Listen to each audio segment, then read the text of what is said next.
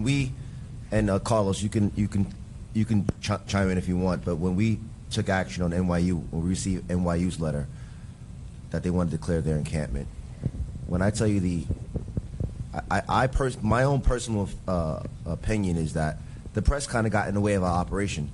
There was hundreds of views getting in the way of officers as they were trying to make arrests. Okay, well, I'm saying it was more than 50, and we got video to prove that. So thank you, Commissioner Shepard, for getting the press together so we can know where the press is at, and that we don't confuse them with the students or protesters. Thank you. Oh, thanks. So my question is twofold. I want to know about the individuals who are in training who made these makeshift weapons, who have the pamphlets and all of that. Is that one certain group? Would you call this a new breed of homegrown terrorists that we should be worried about here in New York City if you're tracking them across America? And then my second question is about that impressive tactic of going into the building on that Bearcat. That was dramatic and impressive to see. Was there something about the timing of when you did that? Can you paint a picture of what was going inside, what you could see on the drones? With those makeshift weapons, was violence imminent, and did you think at that point you have to go in? Yeah, no, I mean, I think it's really important to very, in a nuanced way, describe what we're seeing, and I wouldn't describe it as a new breed of homegrown terrorism. There is, though, a concern around radicalization, as the mayor and the police commissioner have conveyed, I think, very effectively. This is a time when, if you have, and to your point about being more specific, last week there was the wife of somebody who had been convicted for material support to terrorism on campus, and we have no evidence of any criminal wrongdoing on her part, but that's not somebody who I would want necessarily influencing my child if I were a parent of somebody at Columbia, or the individuals who are involved in doing some of this training and tactical awareness activity. These students don't come in the doors knowing how to barricade themselves behind barriers that they've created, right? These are all skills that are taught and learned, and that presents a problem. And so, this is not about policing ideas in any way, shape, or form. It is about recognizing when there is an actual public safety concern. And we mentioned this yesterday, but it's worth reiterating to the protesters themselves. If you're barricaded in a building and an emergency happens, there's a risk to you. So it's specific, and we have to be calibrated, but we also have to be open and honest about what we're seeing, and we're seeing a trajectory that concerns us. Oh, yeah, so some images of stuff that was recovered, and, there was the image on the bottom left was pretty widespread distribution in the initial weeks after October 7th, and when we saw a lot of big numbers of individuals in protests, which is just a map of locations that were focused on for protest activity. Imagery on the top right suggesting fomenting chaos and squatting as a tactic, which we've seen in protests previously, some zip ties and some what we would call a very rudimentary makeshift weapon. And I think the reason for all of the protective gear that you saw last night, and I don't want to speak for my colleagues who specialize in this, is to protect officers when you're going into a situation that you don't fully understand what might greet you on the other side of the door. So this is important, and it is not just a New York City issue. It's obviously not just a Columbia issue. We saw it spread to CCNY last night, but this is unfolding across the country and in Europe as well. So this is a challenge we're all going to be dealing with for some time. So good morning, everyone. So it took carefully planning, especially with the chief of the department, Chief Madry, and also all the executive boards, chief members that in our department, to plan this tactics to enter this building. So as we saw, there was several areas where it was barricaded by several items, such as vending machines, chairs, tables, and so on. And as we entered, it was very difficult for us to get in and push our way through because they were throwing objects at us. So it was very difficult. So the amount that it took us, we went pretty quickly, but it was we tactically had every team around the building to enter that building. So since we're on this topic, can we just go get TikTok of some of the planning? response was enormous. You know, and if you could just maybe sort of how that played out, at what point did you decide to plan for this, and how well that came together? And I'll speak to that. Thank you for just, you know, bringing that question to light. We really didn't plan for this. Remember, Hamilton Hall was just taken over recently, fairly recently, and we didn't get any requests from Columbia. As a matter of fact, I did a press conference around 11 o'clock yesterday. We did not have a request. So when I finally got to the office yesterday and we realized we had a request, we had to put a plan together fast, all right? But this is what we do. We're the best police department in the world for a reason, because we do have the ability to adapt, sit down. You know, we brought all the thought leaders in the room, Chief of Special Operations Division, Chief of Emergency Service Unit, the Chief of Patrol, Chief of Transit, Chief of Housing. I had them all in the room because they have years and years, hundreds of years of experience in the room. And we had to figure out how we were going to deal with what was going on in the street, which was the first part of the plan, because we had to be able to move. We had to be able to bring the Bearcat in. All right, we had to make sure we had a clear passage for the buses once we had arrested individuals on the buses. There was a lot that went into it.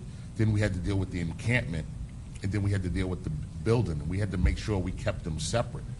So the decision was made that Chief of Patrol would lead the strategy on the ground to deal with the encampment, while the Chief of Special Operations Division and the Chief of ESU would deal with the building.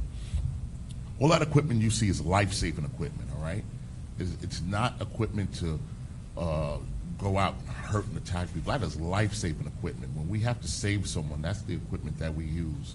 In this case, we had to breach a building, a very difficult building, a building that we knew doors were fortified with vending machines, couches, metal chairs, and the students and the people who were in the building were also pushing against the building and throwing objects at ESU as they made entry, all right? For the first time in many years, we use distraction devices, something we haven't used in years. The only person in the department who's authorized to allow that is me. And before we sat down, I told the members of the ESU, try not to use them, but if we're under attack, and we have to do this not only to keep them safe, but to keep the students safe, we made a decision to use them, and that's what we did. And even prior to going to Columbia, we had to pivot because City College got violent, and we had to send some of the resources from Columbia to help deal with City College, come back down to Columbia, and then go back to City College. That we didn't plan for that, all right?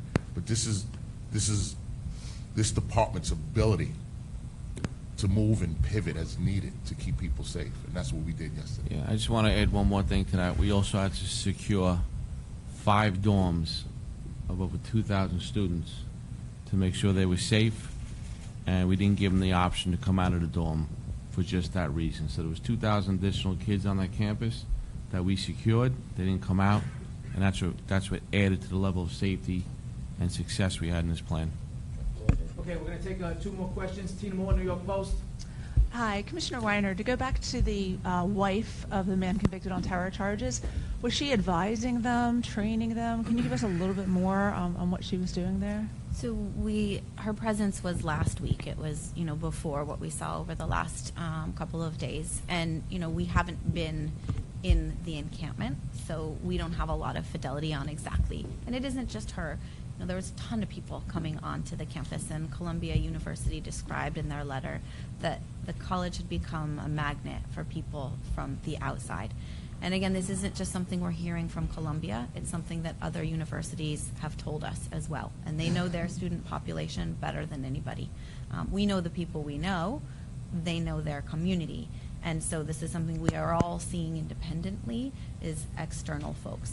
And does this inherently mean that you're going to see the kind of escalatory tactics that we saw yesterday? It may or may not. But when we do see them, we understand that there's a risk. All right, this will be our final question. Aaron Katursky. Thanks, Carlos. Thanks, guys, for doing this. I wondered, maybe for the Commissioner or the Mayor, if you could just say a little bit about, prior to the authorization letter arriving, what your conversations with Columbia were like that led up to it, and then what information you were sharing and what they were telling you, and then also just your expectations on presence going forward. How many officers remain on campus? It seems like you're authorized to be there through commencement. What's your expectation about what you're going to have to do in the next couple of weeks?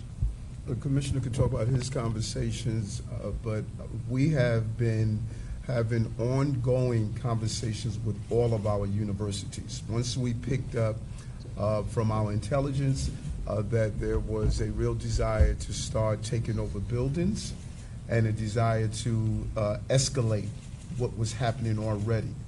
And we spoke with the institutions and told them we're here. When you need us, we're going to pivot quickly.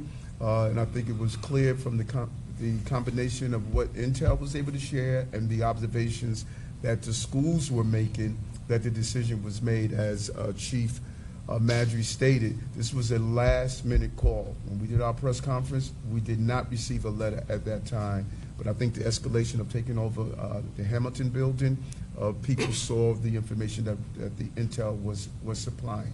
But we have been in regular contact with the school leadership, not only the president, but part of their operation management, and we communicated with them, shared information with them. As we got it, we shared it with them. So we knew the balance of not going in without being invited unless there was imminent threat. We knew that balance, and I know the commissioner could share his conversations also with the leadership. Yeah, pretty much the same conversations about students' right to protest peacefully, and obviously keeping every student, faculty, and staff safe at the schools.